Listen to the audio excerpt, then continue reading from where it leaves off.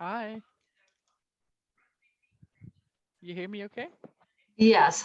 Ah, you looked slightly like you weren't. I'm Karen. Oh, Nice to no, meet I just was trying to get logged in. nice to meet you. I'm just Nice going to to meet you too. text Tom to find out where he is. Oh, okay.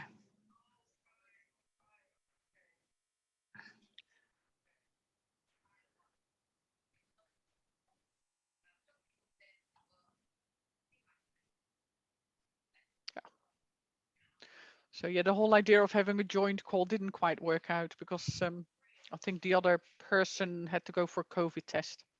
Oh, It's still going on, isn't it? It's not done yet. I guess not. I know. I don't know if it'll ever be done. How are things there? Yeah. There's still a lot going on of COVID, or I don't, not so much here. I'm in Michigan. We don't have to wear, we haven't had to wear masks for a while. So okay. I just made it optional at my office. Most patients don't wear them in anymore. Mm, mm. I think in the UK, in the consulting room, they're still wearing masks. Hmm. Um, but I don't know how it is with the rest of Europe. Yeah. Yeah. Mm, but hopefully he's on his way. Oh, no problem. Was that where you're in the UK? So I'm in the UK. Yes. So we're a Dutch company. Oh, I'm based in the UK. The rest is in Holland. oh, So yeah, yeah. I was trained in the. I've been here 30 years. Although I am oh, Dutch, it's a bit weird oh. that I've gone full circle. Yeah, a bit strange. There's actually a lot of Dutch people in Michigan. Okay. Yeah. There's a Holland, Michigan. They have a big like tulip festival. Not, Okay. I Okay. think, I don't know if it's maybe similar landscape when people immigrated here, but there are a lot of, I didn't know that. My husband is from this area, but I didn't know Okay. there. As in like flat, no mountains. Yeah, it is flat. Yes. It's hilly, but it's flat. It's by the lake. So Okay. Lake So a Michigan. lot of water, fields. Yeah. Mm, yeah. Yeah. Yeah. So have you got? Oh, Tom is on his way. That's good.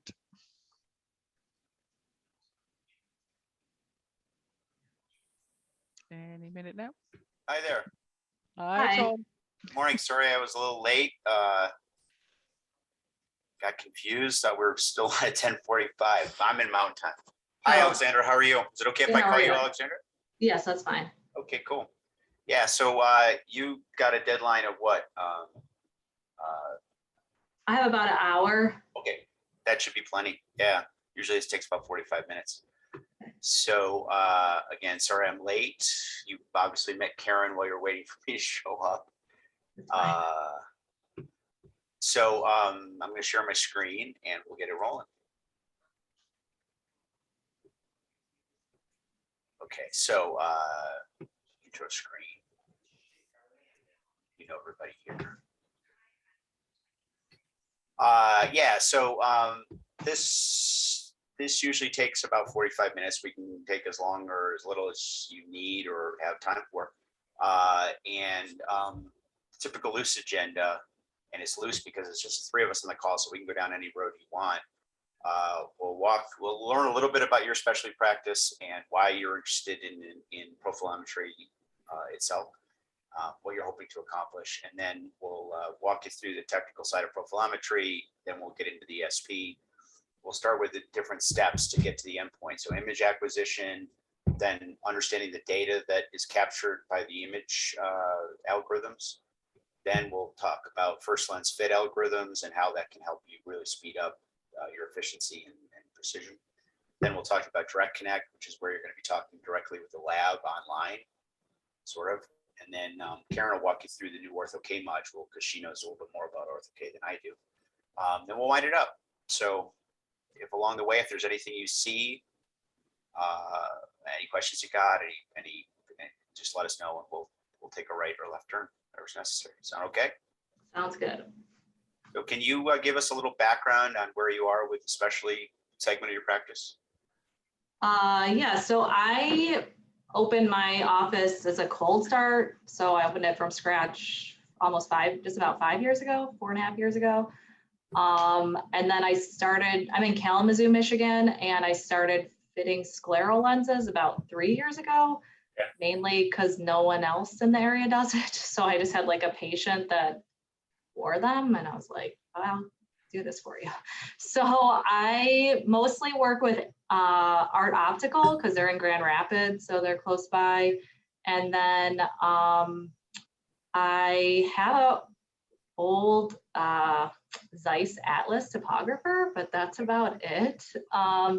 And then I went to the GSLS meeting, and then I was sitting next to Dr. Erica Morrow, and we were talking, and then she was saying how she got the Eaglet and really liked it even more than her topographer, that she had gotten a new one.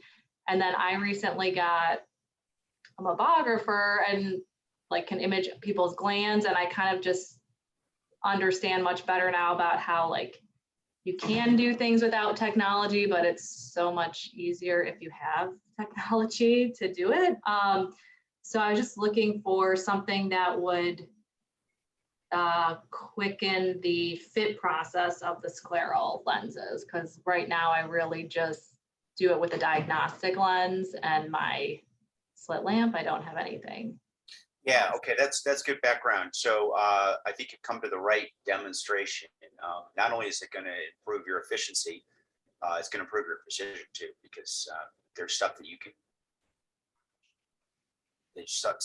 figure out given the Yeah. data the ESP presents that you never could figure out with a fluorescein. Yeah, and I will say I had a patient, which made me like think of this device, that had like the flattest sclera, and it was like you're almost pretty much maxed out for that. I just had to keep sending the lenses back because they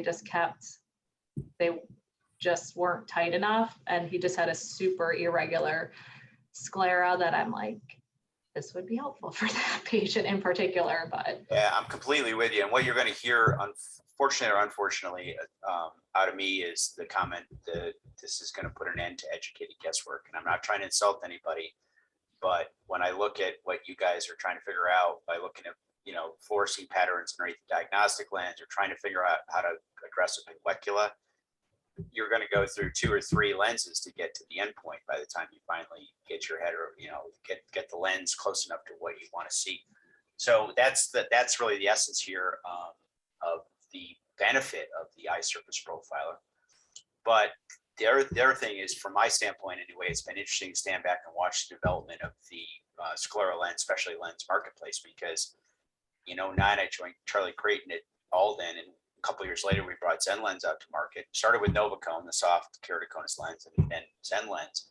And back then, when we first launched it, everybody was fitting scleral or sphere. So within the first 6 months, we had to launch a couple toric lenses in the diagnostic set, because we were starting to learn what was going on in the sclera based on instruments like the eye surface profiler. So it's this vicious cycle where you learn something, you realize the lenses themselves need some parameter expansions or some options that don't exist at the moment. You fit it, you learn more, lenses change, the algorithms in the ESP change. It's this nothing vicious about it cycle. And I'm sure you're with me that sclerals in particular, that's been our focus in the US for the last 3 or 4 years, for obvious reasons, have done a tremendous amount of wonderful things for patients that really have some visual issues. So it's fun to be working in this segment. And I think we're on the verge of empirically fitting specialty lenses. With an instrument like the ESP, the data-driven fitting means that you're going to be able to, at some point here in the not too distant future, go right to that first lens fit and not mess around with diagnostic lenses anymore, which means less nuisance on your part. You're going to want to have a couple diagnostics lying around so you can do an overrefraction. But other than that, you can skip the whole, I put the lens on, I let it settle, I still some fluorescein underneath it. Here's where it was tight, here's where it's loose. I mean, that falls out the window pretty quick. So it's been an exciting field to be involved in. So profilometry. Karen, can you be a favor while I'm going through these slides? Can you bring up the software? Because I don't see it here on my computer all of a sudden. I don't know what's going on.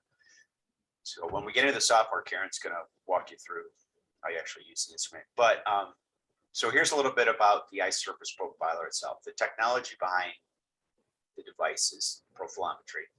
And what that does is it's beaming light of about 346 nanometers on the eye. The eye is induced with a fair amount of fluorescein, better than a fair amount of fluorescein. The fluorescein fluoresces, the camera reads the fluorescence from two different angles. So it's a binocular read, and it can determine the elevation based on those two different angles in reading the fluorescence of the eye. You need fluorescein because the sclera is not a reflective medium. It's a scattering medium. And so you can't really get any usable data if you don't have any fluorescein there. And you mentioned topography. You've got Zeiss Atlas. This is a topographer, and it does everything a topographer does. So if you want to focus on the cornea, this will focus on the cornea. The only difference between a typical topographer and ESP is fluorescein. So when we get into Ortho K, you're going to see it does everything that a topographer does. You just need to instill a little fluorescein before you take the image. Okay, so that's profilometry. The device itself gets up to about a 20 millimeter scan, maybe sometimes a little bigger, maybe 20 and a half. But more typically, you're going to see 17 and 18s because of lid dynamics and eye structure and all that stuff, which is enough width, enough diameter to actually fit the lens, because contemporary sclerals, start landing what, 14, 15. So you're going to get the data you need to actually fit the lens well. And obviously we're focused on the landing zone and what's going on out there. So we make sure the scleral comes down and sits properly. We do that with a single shot versus our competitors at like 3 shots, up, forward, down, blending, or merging those 3 images together. We do this in 1 shot. And the advantage of that is it's 1 shot. You don't have to worry about getting 3 great shots, because if you screw one of those up, or the patient blinks, or the lid's not retractable enough, you need to start over again. But with a single shot, it's 1 shot done. Now you're going to hear us say, fire, blink, fire, blink, fire, blink. That's only because while the patient's in front of the eye surface profiler and the fluorescein's in good shape, take 2, 3, 4 images and pick the best one. Not that we're merging them. The other problem with merging images is that merging is basically averaging. And if that merge point is in the critical area, you might not want to lose that data that's there. So 20 millimeter scan means 500,000 data points, ton of data, big data. Talk about computers and where you guys want to store stuff and all that kind of stuff in a minute. Accuracy is super high, 2 microns on the cornea, which is going to come into play with the Ortho K module, and then 10 on the sclera. So high resolution, high accuracy. One of the things that sets eGlit apart is what we call lab neutrality. And that's basically, we're going to work with any lab that's willing to work with us. And I'll walk you through the list, and the list continues to get longer as we go forward. And in the last year, we've seen an interesting change in opinions from the labs about profilometry. They're starting to realize that this is important to fit complicated advanced lenses. This is important for the lab because they've now realized they're going to dial down the remakes, which is going to be more late time available, less money spent, blah, blah, blah. So it's been fun to watch, the wave crest. So I'll walk you through the lens list. I need updates. We got more than 50 lens designs and more than 21 labs right now. So image analysis, and I don't have a computer here. I don't have an ESP here. Karen doesn't have one over there. You have one over there, Karen? You have one. Okay. Well, anyway, we're not going to show you image analysis because that's a little bit. I do, but it's in a travel case ready to go to Euroschool. So I'll send you this link, Alexandra, and if you want to watch it, it just goes into how you actually take the image. It's buried in here somewhere. I don't know. Anyway, That's fine. I believe you. So basically what you're going to want to do is pre-appointment, depending on the patient's tear chemistry, you're going to want to start them looping up their eye. before they couple 3 days before they show up. The other thing you're going to want to do before they show up is if they're current scleral lens wearers, you're going to want to have them take the sclerals out so that the sclera recovers and that impression ring is gone away. If the impression ring is still there when they show up, it's going to throw the data off quite a bit. So make sure they show up with as lubed an eye as you can get. Make sure they show up with no impression rings. Then they show up. Patient's going to present. You're going to again lubricate the eye. You're going to have the patient come up to the SP. You're going to pre-align it, focus it, up, down, forward, back. Have the patient sit back. 45 seconds before you instill a fluorescein, you're going to want to put a drop like a blink gel onto the strip. Let it soak up as much of that fluorescein as it can, and then apply it superior, nasal, and inferior. Karen, did I get that right? Temporal. Temporal. Or then nasal. Yeah. I got to draw a picture and leave it in your minds. Yeah. So, dab, dab, dab, blink. Patient comes back up to the instrument. You double check the alignment. You or the techs or whoever, make sure those lids are expanded as far as you get it. You want to get the upper lid underneath the upper lid, up on top of the orbital bone. Typically, practices when they first get going to the SP will have 2 techs or 2 people, two staff members operating the unit, one firing the instrument and aligning it, and the other one working the lids. And then more often than not, after a couple weeks, ends up being one tech can reach the right hand out, pull the upper lid up, patient does the lower lid, and that tends to be fairly popular with a lot of practice. So patient presents, shoot, sit back or lean back, blink, shoot, blink, shoot. And that's again, just so we can get 3 different images to pick the best of the 3. So that is image analysis. Any questions on image analysis? Do you do any image analysis like this that requires, to really open up that eye pretty wide? Not really. I mean, we have the topographer and we have more, I do a little bit of ortho, okay? And so for some kids, we do have to lift their eyes, their lids. Well, if your techs are decent, know what they're doing, it should be a big deal. But, anyway, so now we're going to jump over to the software. This is an image of the biosphere elevation map. I'm going to turn this presentation over to Karen. She will walk us through the software. We're going to go through. Okay, so now we've got the image, and the image is going to be up on the software, and that's where we're going to start going into the software and walking you through that. Can you see your screen? Yes. I can as well. That was the smoothest ever, Tom. Just saying, right? This was smooth this time. Where's my screen? Oh, I can't find it. So yes, once we've taken the image, it will automatically come up with the biosphere elevation map. So the first thing, the biggest thing that we do is just making sure that the image is okay, because if the image is not good, you're not going to get the best result. So we're going to say I'll be right back. rubbish in, rubbish out. So the first thing is just making sure that you've got good images before you do anything else. So we would normally check, initially we would check the source map to make sure that you've got your alignment. So you're looking for the Purkinje images in the red circles there. And I don't know if you can see it, but there's 2 vertically aligned snowballs that you can see. There's just one here and one here. I can show you a slightly clearer picture in a moment. Okay. They just need to be above each other. So you've got your alignment here, and then you've got your focusing with the 2 snowballs vertically aligned. Then we would look at the biosphere elevation map just to make sure that you've got enough surface. So normally we would say a diameter of about 14 millimeters. So, and that's sort of, we want about 7 up the top and 7 at the bottom. So just to make sure that it's equal. In this case, it looks like we've got about 20, just over 20 millimeter scan. So this is actually a really quite a large scan.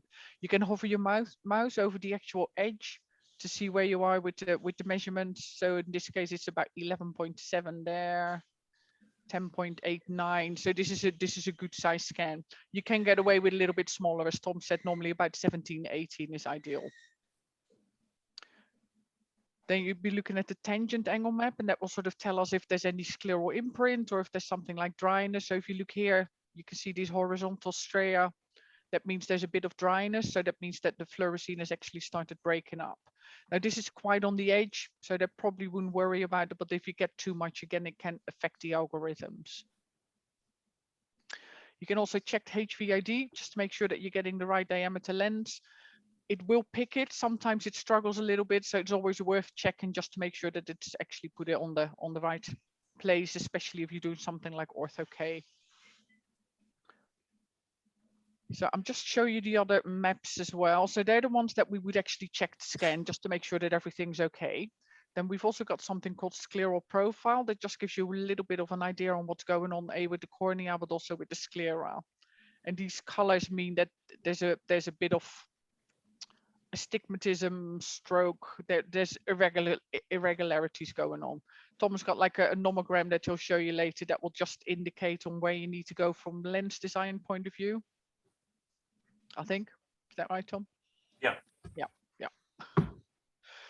So you can also, there's the Bisphere 3D, so you can actually just spin it around. You can tell the patient, you know, this is why you need this very special lens. We're not just making it up. It's you know, it's telling you here that there's quite a bit going on. This actually looks quite regular, but when you go to the part of the sclera, there's quite a lot going on there. So for the Ortho-K, you would also be looking at corneal elevation because you want something like a regular pattern before you start fitting them. So this probably wouldn't be that suitable, although it's not too irregular, but there's too many other things going on for Ortho-K really. So once you're happy, so I'm just actually going to show you this. So this one, I'm just going to go into first lens fit. So this will give you an idea on which lenses you can order. But you can see here it's actually circled some more irregularities, and in this case they're pinguecula. So from there you can actually just check where the pinguecula is. You can see the height, you can see the diameter, you can see the position. You can just tell exactly by spinning this as well on the angle that it's at as well. And from there, depending on which manufacturer you use, you can just give them those details and they will put in either a microvolt or a smart channel, or they'll put in some labs to overcome the pingueculae. Yeah, so Alexandra, so all the data you need to tell the lab how to handle that anomaly, this is a pinguecula, is there, which is an incredibly popular way to handle stuff like pingueculas because they're complicated and they take time to do it the old school way. You're going to see, we're going to walk you through First Lens Fit with ZenLens because Bausch & Lomb has a fairly straightforward side of Direct Connect. It's going to tell you, it's going to show you easily, you know, all the information you see here is coming over to the lab directly and how to do a lab or pinguecula. You'll see that coming up. That data she just showed you is going to be critical as we go forward. I'm just going to go back to the actual results there as well. So you can also see on the right-hand side that there's a lot of details there about your SIM case, your astigmatism. Sorry, I lost my mouse there. But it also tells you the limbus offset, the HVID and the VVID. So you've got all of the details there. So just go back into first. Oh, actually, let me just here. If you wanted to know what's going on with the cornea, or with sclera, in some cases you may need to know what's going on before you decide if you want to go for something like a bi-elevation or if you need to go for quad. So if you just put in 13, which is sort of where the first inner haptic would land, you can just see what's going on there. So difference between MinSeg and MagSeg in this case is like 0.17 millimeters. So that is actually quite big, which indicates that you will need something like a toric landing zone rather than a spherical landing zone. And we can just see what goes on at 15. Actually, it's becoming a little bit more spherical at 15. So it just sort of tells you really there's quite a lot going on and there's nothing regular about this eye. We'll go back into first lens fit here. And we decided we do need a toric lens. So we'll go for the Bausch BE. We have a HVID of 12.3, so they recommend 17 for that. the apical clearance and the mid-peripheral clearance is set by the manufacturer, but you can override it. Just make sure that you press the calculate button again if you don't agree with what's in there. And then you press calculate and it will calculate the lens for you.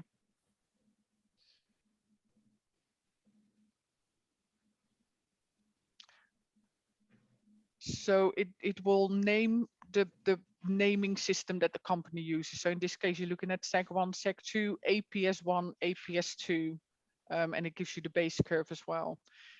If at this stage you wanted to put in a trial lens, that will give you the details that you need, or you could sort of put in something like an RGP 8.3 base curve to do your over refraction.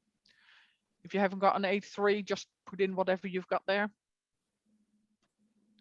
They're normally -2. Say you have about a -2 over refraction.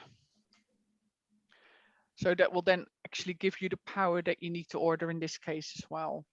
Now this, once you go into your direct connect, will all get copied over onto the form.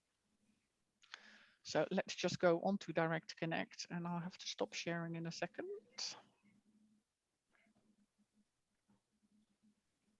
And reshare.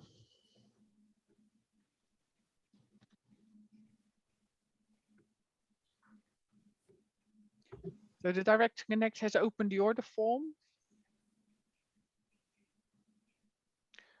So in this case, it's a Bausch + Lomb order form. So normally you would put in your practice name, your account number. Everything else is copied over. So you've got patient name, you've got all of the details, so all of the measurements that it's measured for you. The only thing that you will need to fill in is if you need a microvolt. So for your pinguecula, you can just say yes, and then it will come up with exactly you need, which you cannot get off the map of the Biosphere elevation map. So you can find your height, you can find the diameter, the height, and the axis, and the decentration. So that it's So the most of the information is exactly what you want to put in. When you see the height of the pinguecula, you're going to want to add what 125 microns or something like that, whatever you like to do. So it's telling you that the pinguecula comes up this high, but you need to bulk that. So bulk it. You add that little number in there. And so when you choose a lab in First Lens Fit and you go down that road, the vernacular changes to the lab's vernacular. So Zenlens calls the lift of the edge APS, Advanced Peripheral System, 30 microns each step. Other labs have different names. Most of Barnett and Dottie Fidel are trying to get the industry to settle down on terms, but we're not quite there yet. So the point I'm trying to make is that when you start down the road of First Lens Fit, we are following the lab's fitting guide, using their language, using their numbers. So if they want to see, 300 microns over the central apex, that's what you're going to get. Now you can change any of that, but we're following that lab's instructions. So when the lab sees that order form, and not only do they get the order form, but they also get the MSR file, which is the core file behind this ESP software itself. And almost all the consultants out there now have copies of our software on their desktop, so they can get the MSR file, they can bring up and they can look at exactly what we're seeing right here. And you don't want them to say, well, wait a minute, why is she just looking for 150 microns over the top? I mean, you want to be talking their language. And if they want 300, then you can start there. You could write a note on that order form and say, hey, Andy, do I really need 300? Or what if I drop it down to 250 or take it up to 400? I don't know, anything. The point I'm trying to make is that each lab sort of dictates the vernacular and the approach. They're not all that dissimilar. And then you have the ability to tweak some stuff here and there. And then the more important thing is when you somehow enter the order into whatever approach they have to their side of Direct Connect. I'm talking about all labs, right? We showed you the simplest online order form. Boston site has a downloadable software package. It's a fitting tool. Blanchard has an online fitting tool. So there's things that you can do in the Blanchard fitting tool. You can make some adjustments in the fitting tool. You can't really do that very well in the order form. But we just decided to show you the simplest way to make it easy to understand that the data is going over. What they do with the data on their side of the fence is up to them, up to the labs. And then once again, the fact that they actually get this MSR file and they can see that image right there, and then look at your order form. And if you get them on the phone or you're emailing back and forth, you know, there's a beauty of everybody seeing the same thing at the same time. Mhm. And when the consultants want to get involved and want to give you some support, you're going to see a huge benefit in this thing. Any questions on First Lens Fit? I don't think so. Okay, and Direct Connect, we showed you the simplest approach to Direct Connect.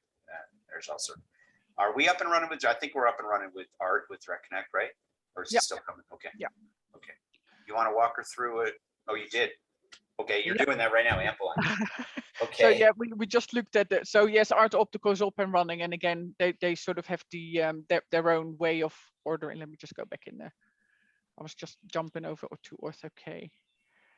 So yeah, First Lens Fit. So drop down list, just sort of picking the lab that you want to use. In this case, I put up Art Optical. Got the Ample Eye, different diameters there. So whatever they recommend on HVID is the diameter that you pick on that one. Yeah. Again, the apical mid peripheral, and then press calculate. And we've been working with quite a lot of the consultants to make sure that they recognize good scans, because especially in the early days, as you start using it, you know, we like to give you some feedback on the scans first before you send them to the lab. Unfortunately, that sometimes slips through. So we're getting the labs to look at good scans as well, making sure that they get the right. Yeah, they've haven't got an actually- incentive. They got an incentive to make sure that the scans are decent because they don't want to have to remake the lens. You've got an Remakes. incentive because you don't want to get a garbage lens. Yeah. You start. Yeah, and chair time, I suppose, you know, the less lenses, the less you have to see your patient as well. So, Karen, did you walk Dr. Copeland through results and show her all the data that's on the left side and the diameter? You can pick the diameter. Yeah. See the min sag, mag sag, T sag, N sag, all that stuff. Okay, cool. Yeah. I think we did Cool. all that. Yeah. I'm just going to open a Ortho-K patient A to just show you those snowballs that I was talking about. See if they're clearer here. Yeah, so if you look at the source map here, you've got those two white blobs there. They are clearer on the images when you're taking the image yourself, but they're sort of the ones, the two dots there. And then of course you've got your Purkinje images in the red circles again.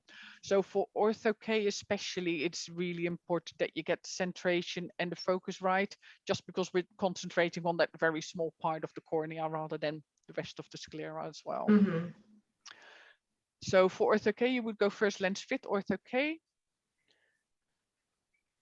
For the scan size, it doesn't have to be as big as for sclera. So we normally say cornea plus about limbus plus about 1 millimeter, just to make sure that you've got enough surface for the lens. So at the moment, we've got the Paragon CRT, but we are just adding some more algorithms for different Ortho-K lenses as well. Alexander, do you fit much Ortho-K? I don't do a lot of it, but I have been using either Cooper Vision, the Paragon lens, or the Moon lens from Art Optical. Okay. Cool. Yeah. So in this case, you will need to put in the patient spectacle prescription, because of course it needs to calculate what sort of return zones we're going to get. And then you press calculate. And in this case, it will actually calculate the diameter for you as well. So it's just worth perhaps checking on the source map again to make sure that the calipers are in the right place, but it will suggest the diameter that you need for this patient. It will suggest the return zones, base curve, and the landing zones there as well. And again, then you sort of go direct connect, to go straight to CooperVision. They will send you the lenses. Then you will do your follow-up appointment. So let me just get, so this one is marked as baseline. So the number 1 means it's the baseline measurement. So this is the measurement that we start from. Then you see the patient again after whenever they've been wearing the lenses, and you've got your follow-up measurement. So then you go back in First Lens Fit Ortho-K, and it's come up with follow-up, which means it's just comparing your first biosphere map with the second one. It will tell you, this is probably not the best example. It's slightly wacky here. Let me see if I can find another one.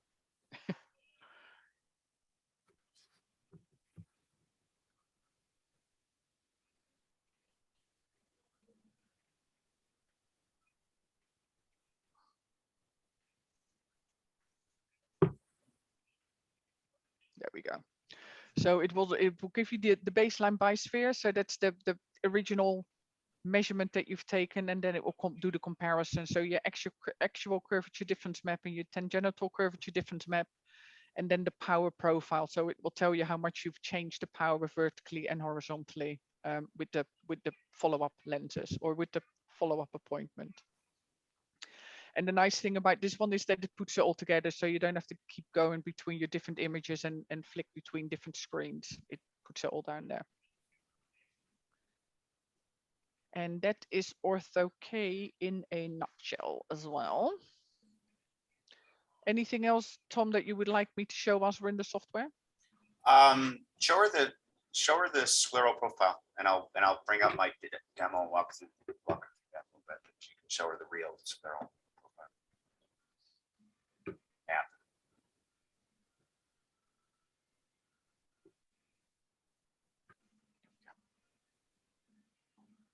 Scleral profile. Ooh, interesting. Yeah, that's an interesting one. Wow. So scleral profile maps. Here, I'm going to grab my. Can you stop sharing? And I'll Stop sharing. Yeah. Yeah. So this is a little confusing. You mentioned. Is that an Ortho-K? That was a scleral imprint. Okay. Okay. So scleral profile map just ships. I call this a road map. You know, it tells you what direction to go down. So you're going to see one of 4 different images. You saw the one on the right, crazy custom one with all that nonsense. But starting on the left, spherical is going to be solid blue. Chart's going to be blue. You're not blue. sharing. I'm not sharing. Might help if I shared my screen.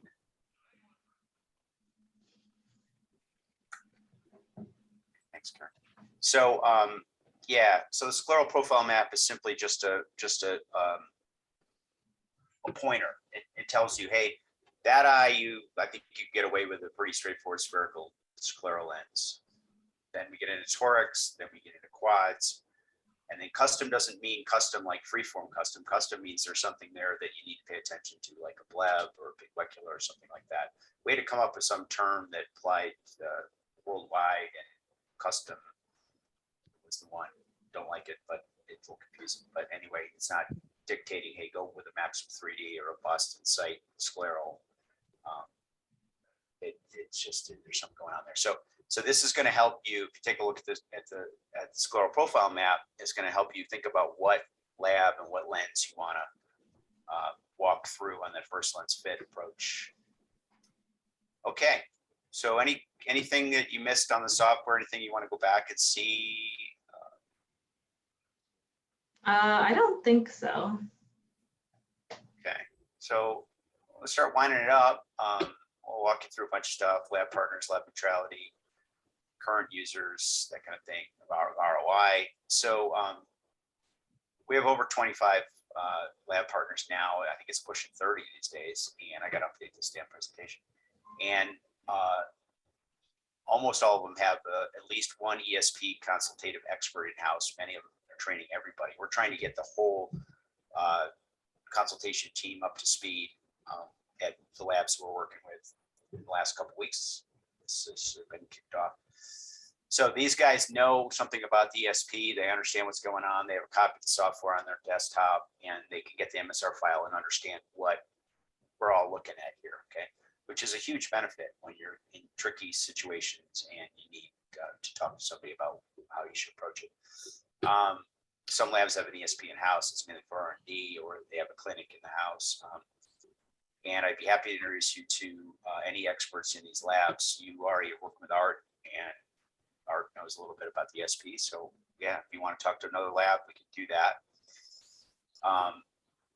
The other obviously critical thing is to talk to current users. And literally, I just one of the reasons I wasn't paying attention to Karen's presentation was I reached out to you on Facebook because we've got a users group on Facebook. It's called the Eagles Nest. There's 197 members worldwide in this group.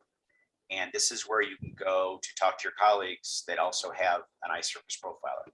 And the back and forth where we like to announce when people have technically joined the nest. What Miguel did in Norway, we picked up Klaus Schohag. That's an H, okay. And then what we really are trying to encourage, and we've got some games that we're going to roll out here, is people posting from their practice. You know, like I did this, I ran into this, and that worked, or I ran into this and that didn't work, and what do you guys think? And just this dialogue. So here's Kevin Laughlin. He's expecting his ESP here shortly, and he's asked a question, and within, I don't know, a day or so, he's got 18 responses. So, you know, the team's there to help. And that's one of the beauties of not only the segment is everybody's in it together, especially segment, but Just the scroll down a ESP. little bit, because that Brian Tompkins case is really interesting as well. Okay, that we sure, touched yeah. upon. So Ryan Tompkins, if you don't know him, practices over in the UK. He's a nut, but he's also a very skilled practitioner. And so what He did had- you want? What did you He had want? himself an 18 diopter still, this guy. So he's just fitted him with the help from the ESP. Did he get the results yet? No, I think he's just fitted him. Yeah. So, you know, there's pushing 200 people in this group. Now, they don't all post, obviously. It's like the 80-20 rule takes effect. But I requested your friendship on Facebook because that's the step to give you a hall pass into the nest, which will give you an opportunity to poke around a little bit if you want to do that. And if you accept my friend request, I'll invite you to the nest. You hit okay, I'm in, and I'll introduce you to the team and say, Dr. Copeland's seriously considering iSurface Profiler. Why don't you guys help her out? Something like that. Yeah. So this is a fun group, and we're trying to reinvigorate the dialogue between your colleagues because it's been a lot of eaglet stuff lately. Nothing bad, but oh, look at this one. This is Rainier. Rainier is heads up our R&D over in the Netherlands, and was this a triple thing like what's going on? No, I think it's just a really irregular cornea. So Marta she's got a clinic in Portugal, and she said they would have never noticed this without the ESP on how irregular and how much astigmatism there is. Okay, so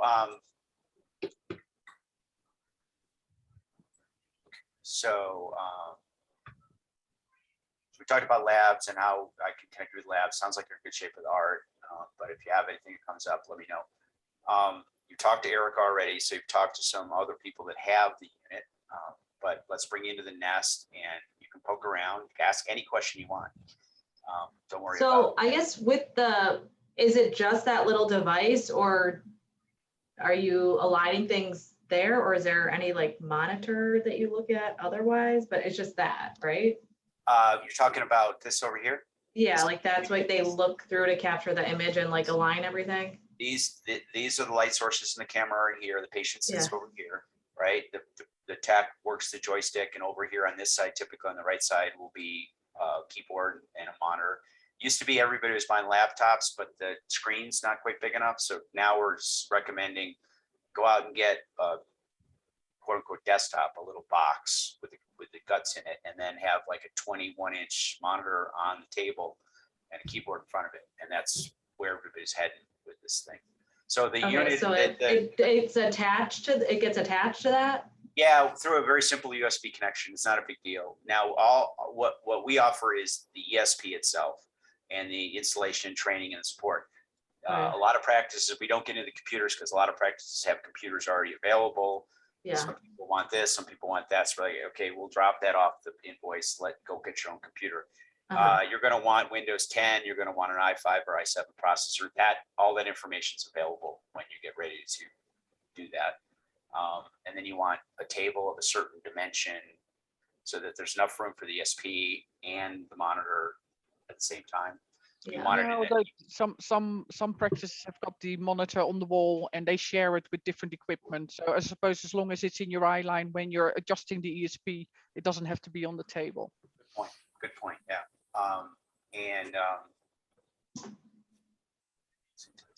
Oh, the other thing is you want, obviously you're going to want to do this work in a room that you can pretty substantially dim the light. You definitely don't want any light behind the patient because that'll throw the data off, but you want to be able to dim the room. Looks like you're in a room you could dim.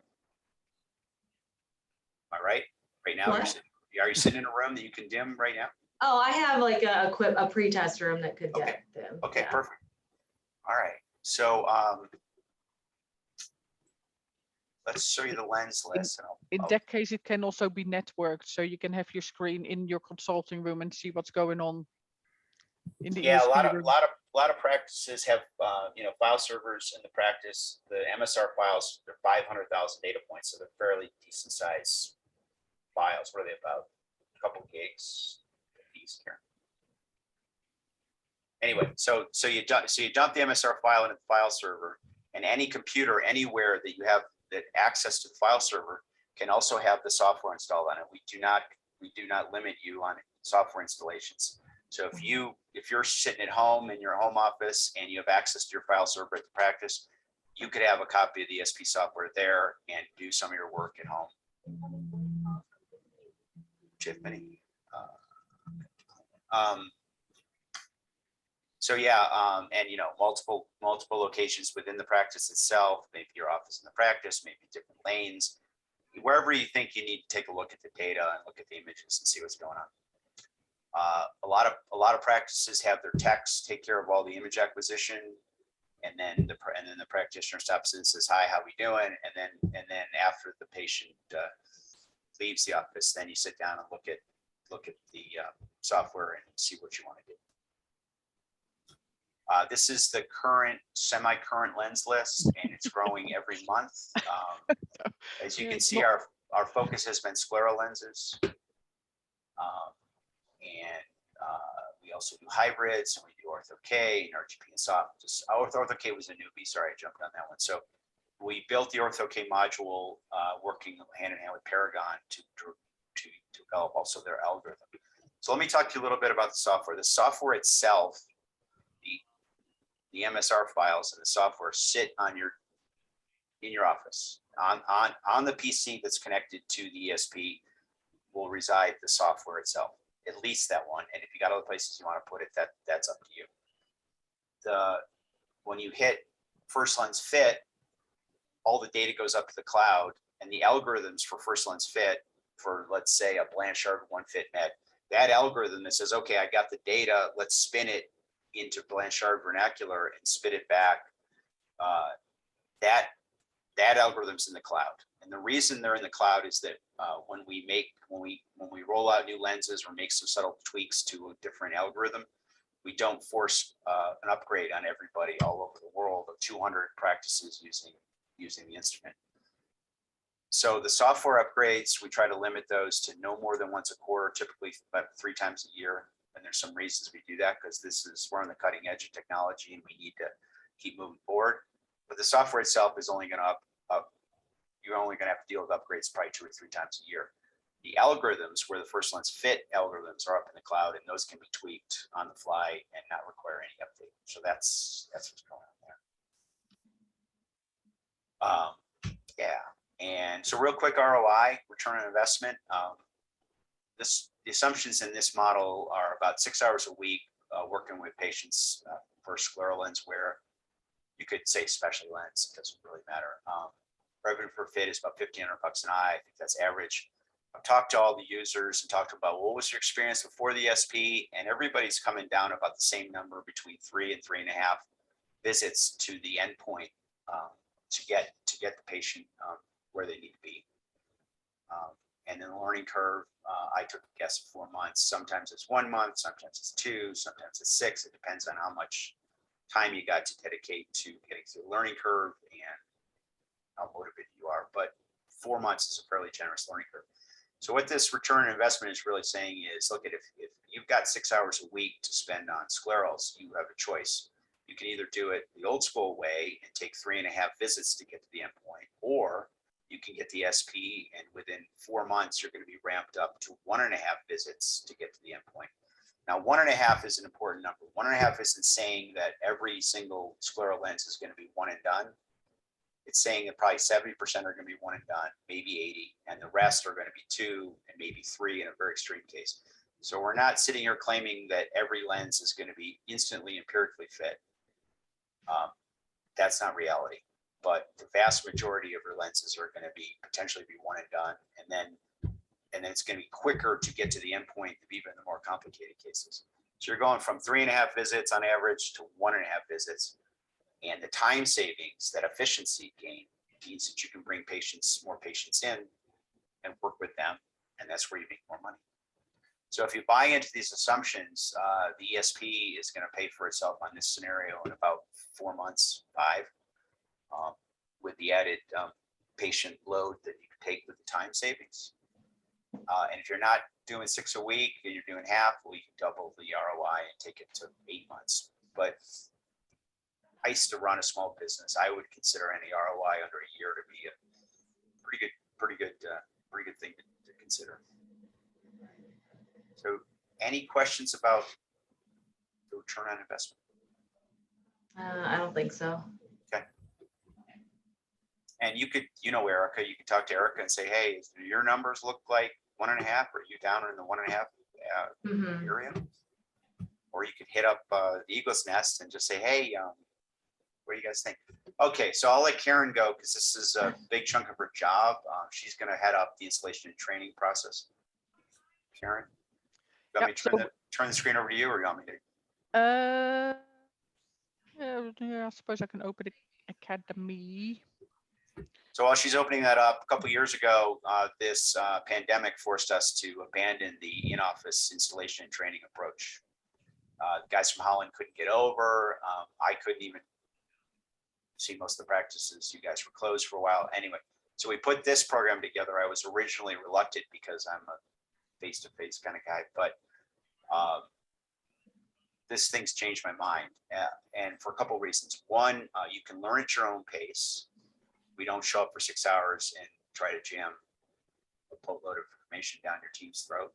Learn at your own pace, and there's a lot of things that you can learn before the instrument even shows up. So when the instrument shows up, you can be in pretty good shape. You will understand the software. You'll understand what's going on. You're just going to have to get some experience with image acquisition. Typically, is what challenges at that point. And along the way, Karen's here. I'm here. Yep. So yes, as Tom said, we've got this e-learning center. So we're actually with you every step of the way, but this is also where we post new software that you can just download. So you get into the Academy to access the new software. We've got the ESP installation and induction guide, and then we've also got the Ortho-K fitting training, which is all going to be on the same page sometime soon. But in there, there's different ways of learning, but it is pretty much, will give you access about 2 or 3 weeks before you get your ESP, or earlier if you wanted to start having a look around.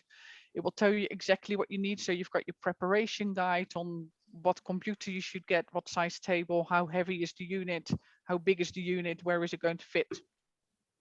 And then from there, you've got your install unit. So again, you can find your software in your driver, in the preparation guide or in the install guide as well. The installation is really simple. I mean, the Super device simple. itself, there's like 3 pieces. There's the head, there's the stand, there's the grips. Put those on about 5 minutes, and then to hook it up to your PC, it's a USB port. So USB and a power cable, and that's it. But there's different ways of learning. So we've got guide, we've got PowerPoint, we've got video. So whatever way you want to learn, you can choose your own way. We do encourage that if you have got technicians, that they do the same thing, because I suppose at some stage they will be taking your measurements for you. So they'll need to know, to save you time, how to recognize a good scan, and to make sure that they're taking good scans as well.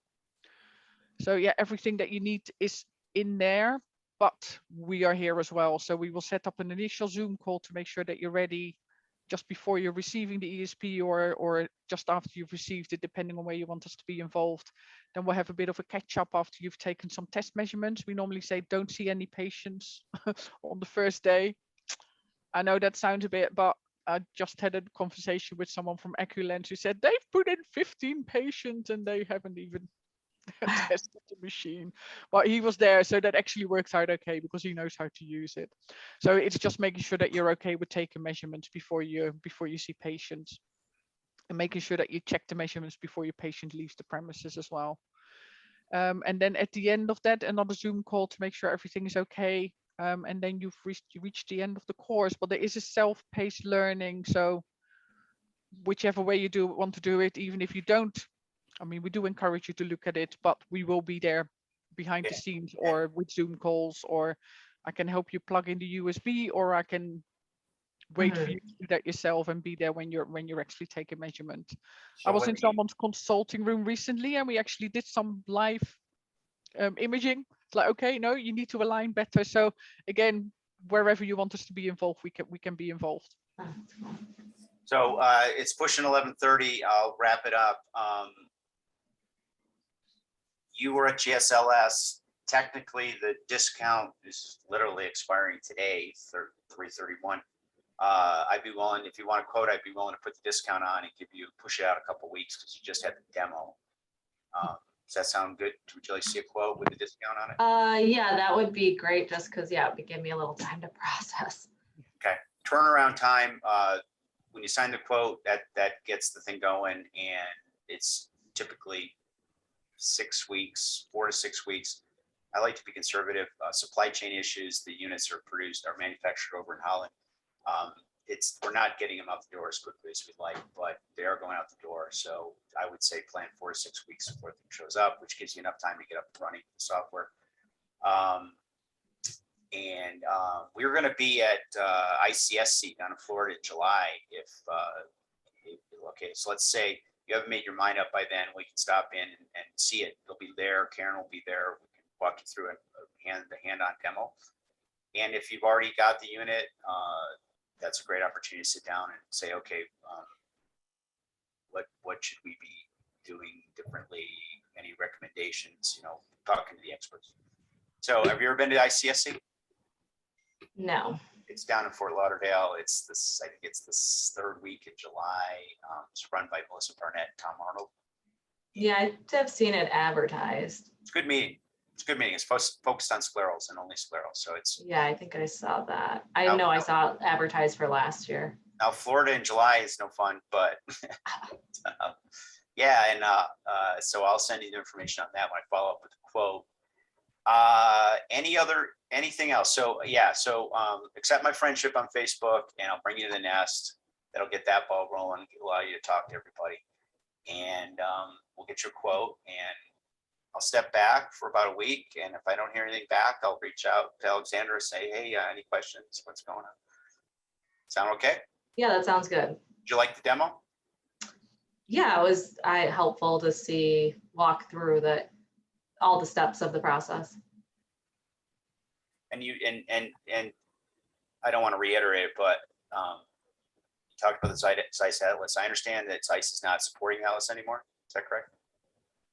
I don't know. I mean, for a scleral lens, you don't really need a topographer. Right. I mean, it's just like when I opened my office 5 years ago, like that's the basic topographer I had. But I mean, now that my practice has been established for longer, I can actually purchase equipment. And just like I said, just looking to be more efficient, or just, like I said, I just got the pretty basic mybographer, but it is just interesting in that, like, yes, I can do things without it, but it's so much better with that. With a quote, you're going to see, I mentioned Stearns Bank. We've got a great relationship with Stearns Bank. It's not the only place you could go out and get some financing, but these guys know how to deal with a company in Holland. They've done about maybe 15 financing deals with me so far in the last couple of years. So these guys know what they're doing. So if you need some help with financing, I would definitely approach these guys.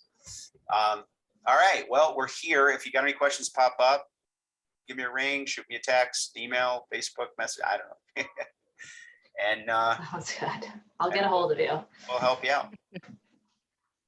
Okay, great. Thank you. You have just one location in Kalamazoo, so the location's gonna be with a quote. I assume this is your practice, so you want it addressed to you. Yes, yeah, just my email, the A Copeland can be sent. I am part of Vision Source. You guys, I know sometimes they discount equipment. No, but we don't I have, know. we don't have a deal for Vision Source practices yet. It's something that we're trying to. Yeah, that's fine. I just thought I'd throw it out there. All right. Okay. Well, thank you for your time. Yep. Have a good Thursday Yeah, afternoon. thank you. Have a nice day. Thanks, Yeah, Karen. Nice to meet you. Bye. Bye. Yeah, nice to meet you too.